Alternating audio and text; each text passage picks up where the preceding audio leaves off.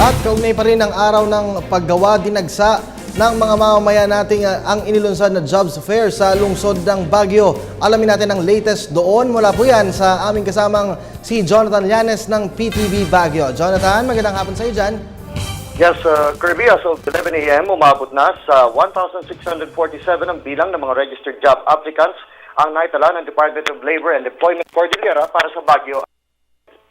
Sinabi ni Emer Narag, hepe ng Labor Technical Services Support Division ng Dole Cordillera, may tuturing na mas malaki ang bilang ng mga job applicants sa taong ito kumpara noong 2013. Mula sa nasabing bilang, 848 ang naitalang qualified job applicants, 353 ang may sasangguni sa Technical Skills Development Authority para sa kukulang skills training, 1,415 ang sumailalim na sa interview, 491 ang muling sasailalim sa interview habang 204 o 23% ang naitalang hired on the spot.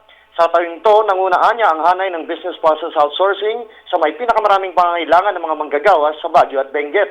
Pumangalawa ang hotel and restaurant services, pangatlo ang industriya ng turismo, habang pumang-apat ang sektor ng agrikultura, partikular na sa hanay ng retail at wholesale. Bukod sa mga nabanggit na job placements, kapansin-pansin din ang pangangailangan ng mga manggagawa sa hanay ng realty at construction. Sa taong ito, 22 ang bilang ng mga local employers, 17 ang overseas habang 4 na tanggapan ng pamahalaan ng kabilang sa namahagi ng oportunidad ng trabaho. Inaasahan naman na matadagdagan pa ang bilang ng mga job seekers dito.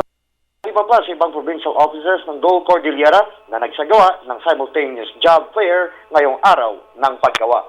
Mula sa lungsod ng Baguio para sa Telebisyon ng Bayan, Jonathan Llanes.